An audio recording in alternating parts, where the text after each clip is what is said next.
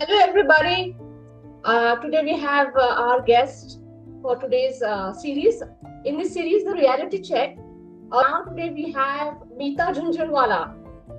So she has joined. Now, Meeta Jhunjhunwala is an intimacy and hormone coach, lifestyle alignment specialist, and a founder of Love Soul Connection. I have my friend Shruti Joshi. I'll tell about her. She's the founder and CEO of Estrange Aurora. Now we have our guest, profound guest, who would be running this podcast is Dr. Arun sir. So sir has done PhD in psychology. He is into education. He's into education about 23 years experience he has got, and he also is doing a research in advanced psychology. So myself, I'm Jyoti More. I am a PCC coach. I'm ICF PCC and NLP practitioner. Over to you, Arun sir. एक बच्ची की शादी होने की तैयारी हो रही है, फिक्स हो गई, और वो शॉपिंग करती है, कपड़े लेती है, गहने लेती है, ब्यूटिशियन के पास जाती है, और शादी वाला दिन भी आ जाता है। मीता मैम इतने उत्साह में होती है वो लड़की, लेकिन जब जब विदा हो रही होती है तो उसके पैर है वापस अपने घर की तरफ लौट रहे होते हैं। वो दौड़ दौड़ के अपने माता से पिता से मिल रही होती है, जाने की इच्छा ही नहीं कर रही होती। इस पूरे दृश्य में आपने देखा होगा, या तो उसका उत्साह जो शॉपिंग करने का था, कपड़े खरीदने का था, ब्यूटिशियन के पास जाकर के सजने संवरने का था, वो सच है, या फिर घर को छोड़ करके वापस घर की तरफ लौट आना। एक मनोविज्ञान के शोधार्थी के रूप में मैं जानना चाहता हूं मीता मैम आपसे, बिना किसी फॉर्मेलिटी के, सच क्या था? वो उत्साह सच था, या फिर घर लौट के आना कहीं कोई भय, कोई डर उसके मन में तो नहीं था जो हिडन था? So first of all, thank you very much for having me here. Jyoti, Shruti and Arun Kumar ji, namaste. And a warm welcome to all our audiences as well. तो आपका जवाब, आपने जो दृश्य बनाया, आई थिंक हम तीनों ही यहाँ पे लड़कियां हैं, औरतें हैं, and we have all gone through it. Because जब हम एक नए घर में जा रहे होते हैं तो इतनी सारी अनसर्टेनिटीज होती है, इतनी सारी चीजों के बारे में कोई जानकारी नहीं होती है, इतने सारे डाउट्स होते हैं दिमाग में कि क्या होगा, वहां जाएंगे तो अगर समझो लड़की काम करती है तो will she be allowed to work, उसको कितनी फ्रीडम होगी, उसे अपने दोस्तों से मिलने दिया जाएगा कि नहीं, उसे काम करने दिया जाएगा कि नहीं, उसका हस्बैंड उसको कैसे ट्रीट करेगा, बाकी के घर वाले कैसे ट्रीट करेंगे, और सबसे बड़ी बात जिसके बारे में कोई बात नहीं करता कि उसका जो जिसको हम कहते हैं दाम्पत्य जीवन जो है उसके हस्बैंड के साथ, वो कैसा जाएगा। The intimacy in the bedroom, what is going to happen, उसके बारे में क्या उसके पास उतनी जानकारी है जिसके चलते वो एक अच्छा जीवन जी पाएगी। और फिर ये भी दिमाग में आता है कि मैं जल्दी से प्रेग्नेंट हो गई तो क्या होगा। तो ये इतनी सारी इश्यूज होते हैं और इतने सारे डाउट्स दिमाग में चल रहे होते हैं, ख्याल चल रहे होते हैं कि समझ में ही नहीं आता है। इसीलिए वो पैर वापस जाते हैं, क्योंकि अपना जो घर है, अपनी माँ का घर है, वो एक सेफ स्पेस है, वहाँ एक सुरक्षा महसूस होती है। तो इसीलिए लड़की जाते जाते वक्त भी उसके दिमाग में ये रहता है, और वो अपने पेरेंट्स को देखती है और सोचती है कि हाँ मैं जा रही हूँ यहाँ से, पर आप मेरा साथ मत छोड़ना। अभी मैं लौट के इसी सवाल पे आता हूँ। सवाल ये था कि उसे ये मालूम होता है आज के ज़माने में कि मैं जिस घर में जा रही हूँ उसमें कितने कमरे हैं, कितनी कारें हैं, कितना नौकरी से, कमाई से या बिजनेस से पैसा आता होता है। ये भी पता है कि मुझे वहाँ जाकर के क्या मिलने वाला होता है। लेकिन चूंकि आपने कहा कि आप तीनों महिलाएं हैं और मैं एक अकेला पुरुष इस पॉडकास्ट में हूँ, तो एक पुरुष के नज़रिए से भी बात करना बहुत ज़रूरी है। तो क्या इन भौतिक चीजों के अलावा भी बहुत सारी ऐसी हिडन बातें होती है, जैसे आपने थोड़ा इंडिकेट किया कि बेडरूम का जो उसका साइकोलॉजी है वो क्या होगी, यहां पर क्या कोई डर होता है बारे में आपसे बात करना चाहूंगा, और ये भी चाहूंगा कि डर से किस प्रकार से निजात पाई जानी चाहिए, कैसे वो क्या करें कि उन्हें इस भय से मुक्त होकर के बड़ी खुशी खुशी, जिस उत्साह से उन्होंने परचेजिंग की थी, शॉपिंग की थी, उसी उत्साह से वो घर छोड़ के आए, क्योंकि वो घर हमेशा के लिए नहीं छोड़ रही है, वो लौटती रहेगी, आना जाना उनका बनता रहेगा। प्लीज। डर की बात है, इंटीमेसी का डर डेफिनेटली रहता है, बिकॉज अगर आपने किया भी है, शादी के पहले भी अगर आपने थोड़ी इंटीमेसी की है, तो भी बहुत सारी चीजें हैं जिसके बारे में आपको कोई जानकारी नहीं है। क्या एक्सपेक्टेशन होनी चाहिए, हस्बैंड क्या कर रहा है, वो आपको कैसा फील हो रहा है, वो सही है कि गलत है, उसमें आपका हाँ या ना कितना है, आपसे कंसेंट लिया जा रहा है या नहीं। ऐसा नहीं कि शादी हो गई इसलिए हस्बैंड को एक ब्लैंकेट परमिशन मिल गई है कि वो जो चाहे कर सकता है, ऐसा नहीं होता है। Consent is required every time. It is not something जो एक बार मैंने हाँ बोल दिया तो अब तो हाँ ही है तुम्हारा, ऐसा नहीं है। किसी दिन वाइफ का मूड नहीं हो, उसको कोई और प्रॉब्लम हो, उसको पीरियड्स हो, वो बहुत थक चुकी हो, बीमार हो, उस समय उसको भी राइट है ना बोलने। तो ये सारे डर होते हैं दिमाग में।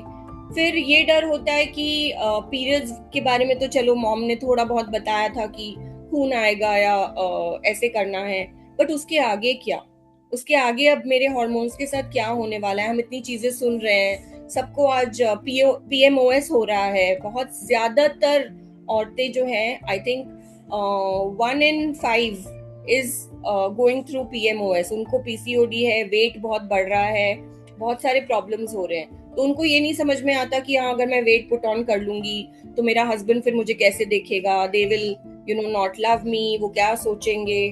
फिर प्रेग्नेंट हो जाऊंगी, उसके बारे में कई सारी धारणाएं, क्योंकि कोई इन सब्जेक्ट्स के ऊपर बात ही नहीं करता। और जैसे ही वो कुछ पूछती है तो उसको चुप कर दिया जाता है। अच्छा चुप बैठो, देखा जाएगा, हमको किसी ने थोड़ी बताया, हमने भी तो सीखा है, तुम भी सीख जाओगी। बट ऐसा नहीं है।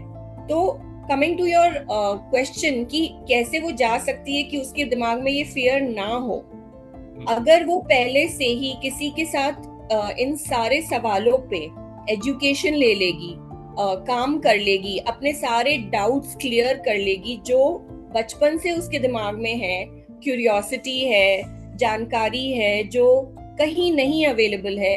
गूगल आपको सब चीजों का जवाब नहीं दे सकता। गूगल उतना ही जवाब देगा जितना आपका सवाल होगा। जिस एक्सटेंट का आपका सवाल है उतने ही एक्सटेंट का गूगल आपको जवाब देगा।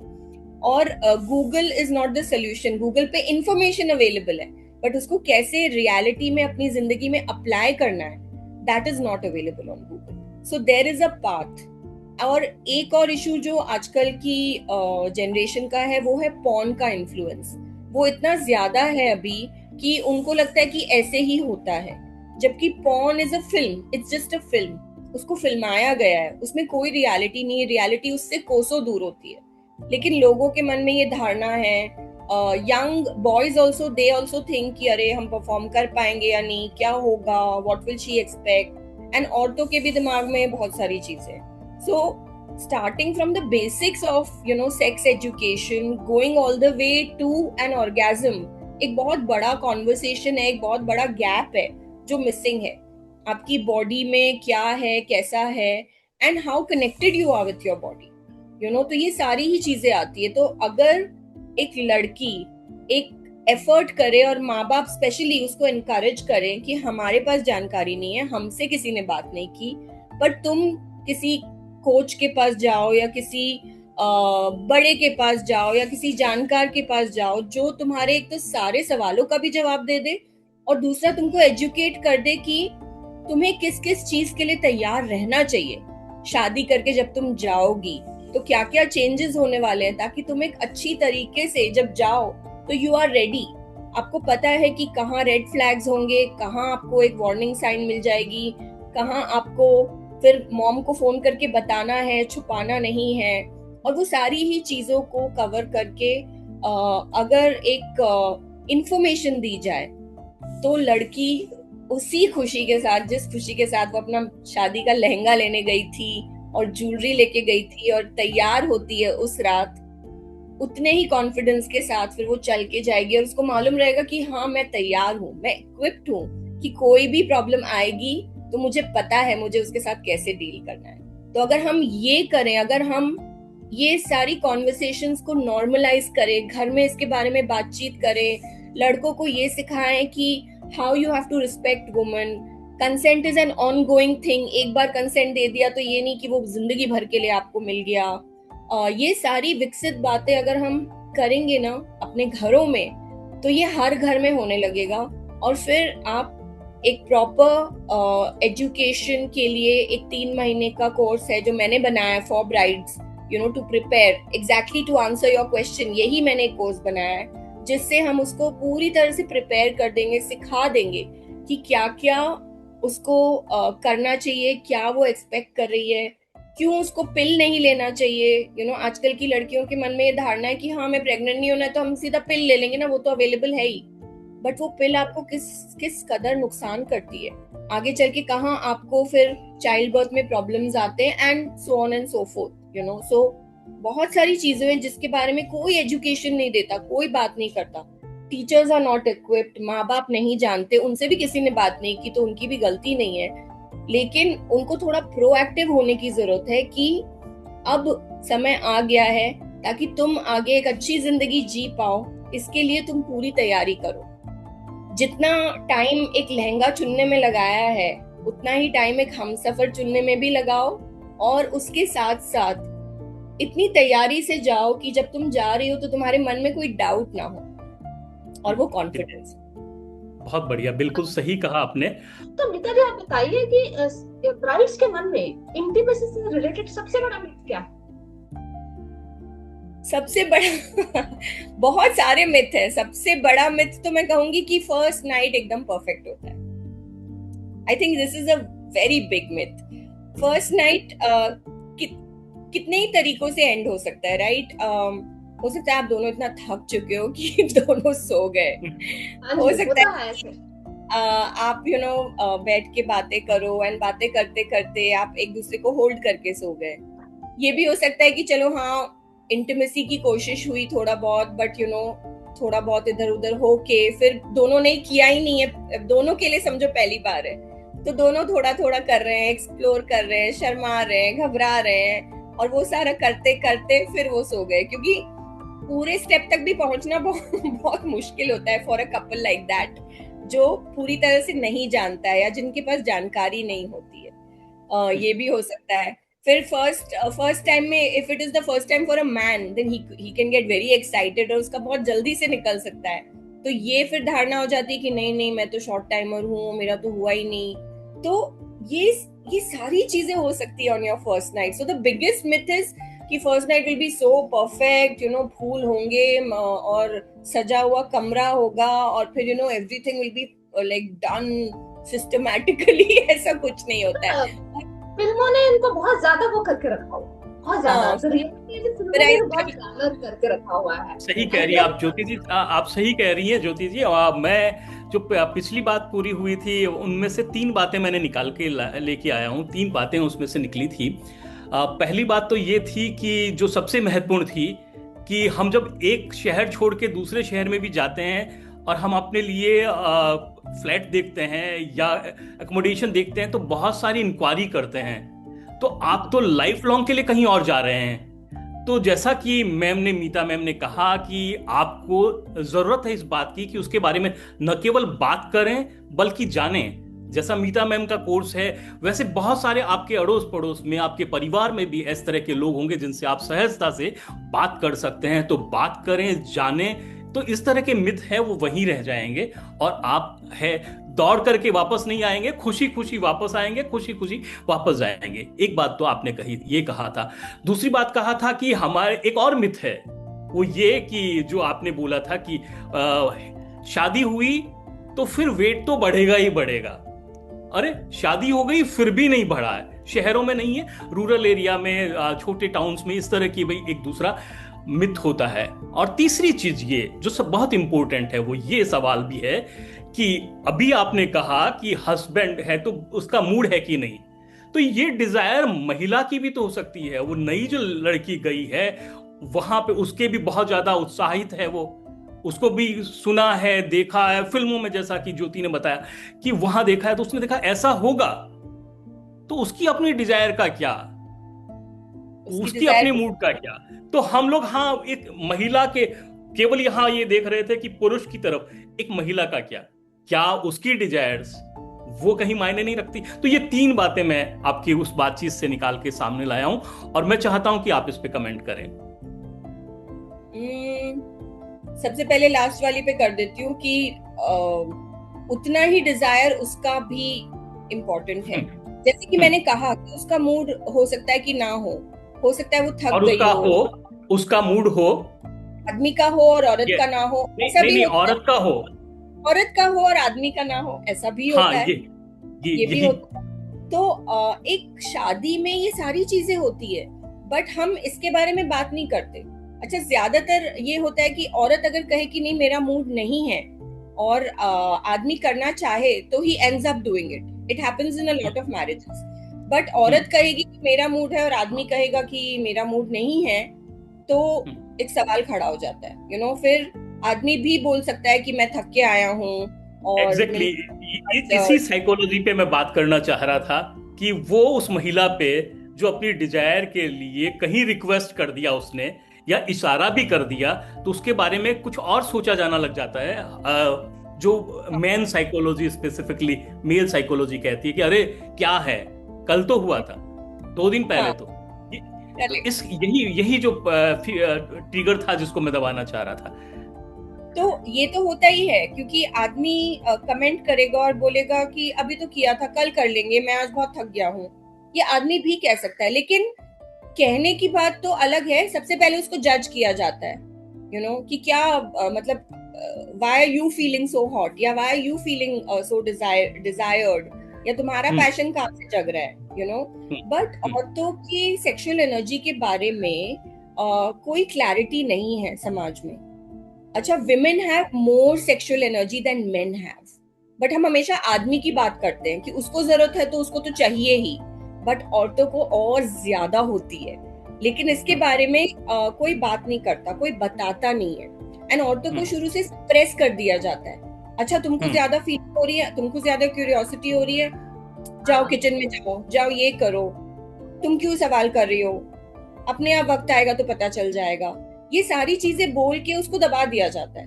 तो उसकी सेक्सुअलिटी के ऊपर जब भी कोई बात होती है, जब भी कोई मुद्दा छिड़ता है, तो एक कंट्रोवर्सी हो जाती है कि अरे यू नो तुमको तो राइट ही नहीं है। लेकिन जैसे a man is a human, वैसे ये उसकी भी बेसिक नीड है। हमने इसको तो बहुत ग्लोरीफाई किया है कि a man has his needs, he will do this, but even a woman has equal needs, in fact she has more. So what does she do with her sexual energy? वो उसको कहाँ यूटिलाइज करती है, कहाँ channelise करती है? ज्यादातर औरतें उसको अपने काम में, अपने घर में, अपने बच्चों में, इन सारी चीजों में चैनलाइज कर पाते हैं, बट कई सारी जगहों पे वो दब के रह जाती है। और जब वो दब के रह जाती है तो वहां पे वो टेंशन, एंजाइटी, बीमारियां, थायराइड, ये डायबिटीज, ये सब आता है उसी से। क्योंकि जब आपकी सारी फीलिंग्स को दबाया जाएगा तो आपका कॉर्टिसोल स्पाइक होगा। Cortisol is your stress hormone. जब वो बढ़ेगा तो धीरे धीरे it will take you to some of the other problem, you know, कि आपको एंजाइटी के इश्यूज होने लगेंगे, या आपको आजकल थायराइड बहुत यंग लड़कियों में देखने में आ रहा है, आपको डायबिटीज हो जाएगा, क्योंकि कहीं ना कहीं आपकी बॉडी आपको साइन दे रही है that they also want, the body wants this you know flow to happen. Because जब इंटीमेसी होती है तो ऑक्सीटोसिन रिलीज होता है, डोपामिन रिलीज होता है, and these are like feel good hormones. तो ये आपकी बॉडी में जब फ्लो होते हैं तो एक साइंटिफिकली एक बहुत अच्छा चेंज होता है, you know, you glow also, you don't put on weight also, actually very tiring. And इसीलिए when you get intimate, go to sleep after that, it's the best thing to do. आपको इतनी अच्छी नींद आएगी, you will feel so relaxed that आपको कोई problem नहीं आएगी। सो ये सारी ही बातें हैं। तो औरतों के डिजायर के ऊपर ऑब्वियसली उनको क्वेश्चन किया जाता है, उनको गिल्ट शेमिंग की जाती है, आप क्यों पूछ रहे हो, आपको क्या, तुम तो कुछ ज्यादा ही हाइपर हो, कोई ना कोई उसको लेबल दे दिया जाता है। एक शोध के विद्यार्थी के नाते आपके इस उत्तर से मैं सॉल्यूशन की तरफ जाना चाहूंगा एक महिला या पुरुष को, जो जो भी पेयर है, उसको चाहिए होता है कि वो न केवल है वो अपने रिलेशंस को सोशली देखे, बल्कि वो साइकोलॉजिकल भी देखे।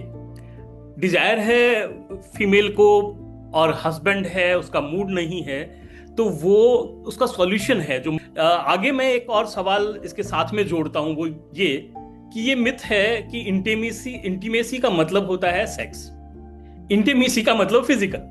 तो लव, इंटीमेसी और फिजिकल रिलेशंस, ये बहुत बड़ा, मुझे जहां तक जानकारी है, बहुत डिफरेंट है। इन तीनों के बारे में अलग अलग बातें क्या है और किस तरह से ये एक दूसरे के साथ में जुड़ सकते हैं। तो विद विमेन ऑल्सो, क्योंकि हमारे फेजेस होते हैं, राइट, हमारे हार्मोन्स के हिसाब से, so there are times when we are super active and when the need of intimacy is much more, you know. तो जनरली सबसे पहली चीज तो है सिडक्शन, तो बाद में आता है।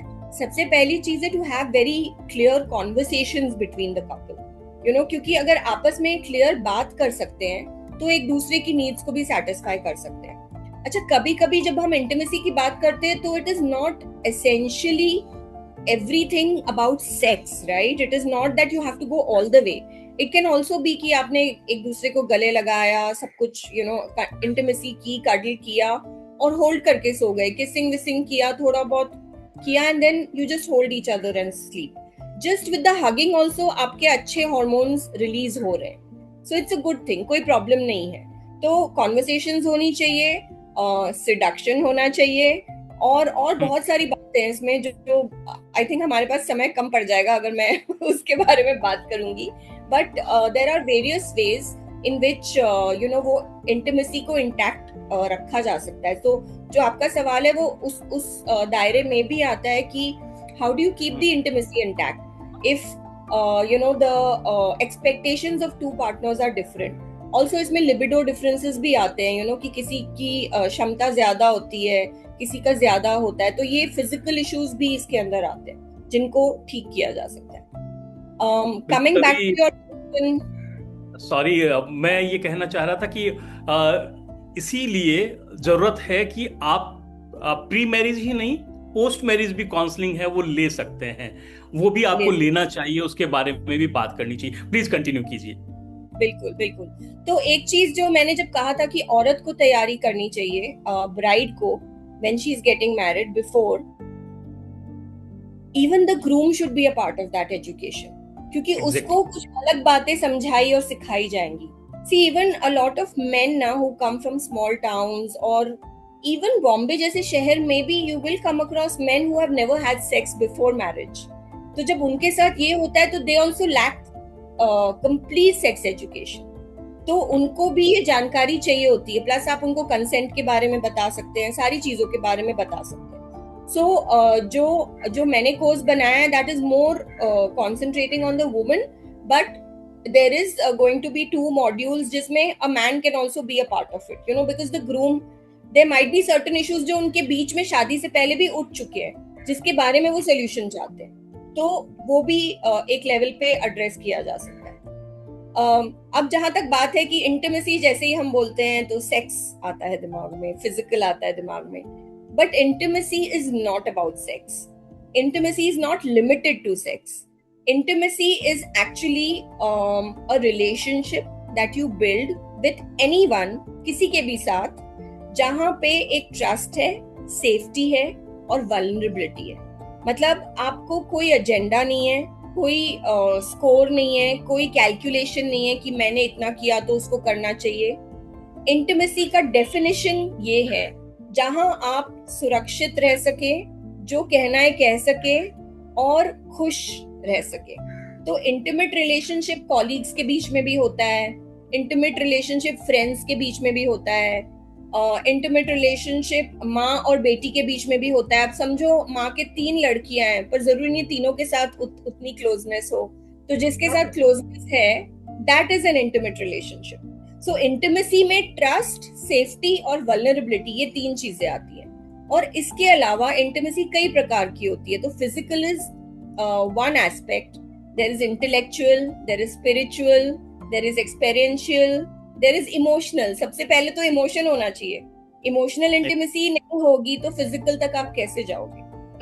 जो फिजिकल इंटीमेसी कर रहे हैं ऐसे ही विदाउट इमोशन, वो एक्चुअली अपने लिए बहुत बड़ा मुसीबत का पहाड़ बना रहे हैं, क्योंकि जो सेक्सुअल एनर्जी एक्सचेंज हो रही है वो उनको नहीं पता कि वो जिसके साथ कर रहे हैं वो क्या एनर्जी लेके आया है और वो कितना ट्रॉमा अपने साथ वापस लेके जा रहे हैं। उनको लगता है कि it is just an exchange of body fluids, but it is not limited to that. उसमें आपकी बहुत सारी एनर्जी एक्सचेंज होती है और आप अपने लिए बहुत ही मुश्किल चीजों को इन अ वे रास्ता दे रहे हो जो अदरवाइज आप नहीं करते when you stick to one partner.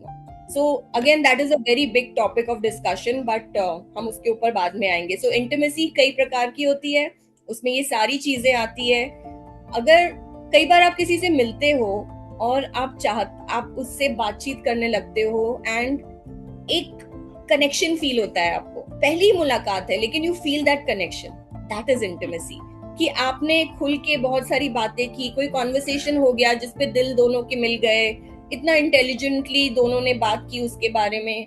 So that also stimulates you. So intimacy is not limited to that. Emotion तो चाहिए, इमोशनल कनेक्शन होना ही चाहिए।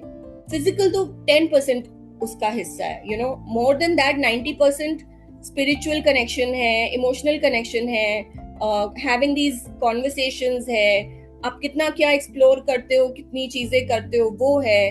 तो ये सारी चीजें इंटिमेसी में आती है। आप आज के पॉडकास्ट के बारे में या फिर आप अपनी किसी प्रॉब्लम के बारे में, आप अपनी किसी काउंसलिंग के सब्जेक्ट के बारे में बात करना चाहते हैं, हमसे राय लेना चाहते हैं, काउंसलिंग लेना चाहते हैं, तो आप जरूर स्ट्रेंज अरोड़ा के ईमेल आईडी पर अपना मेल करें। आप अगर बात करना चाहते हैं मुझसे, श्रुति जी से, ज्योति जी से अथवा हमारी मीता जी से, तो फिर आप अपने नंबर उसमें जरूर डालें जिससे कि आपको कनेक्ट किया जा सकेगा।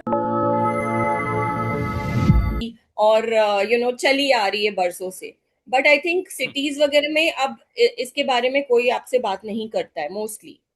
जहां तक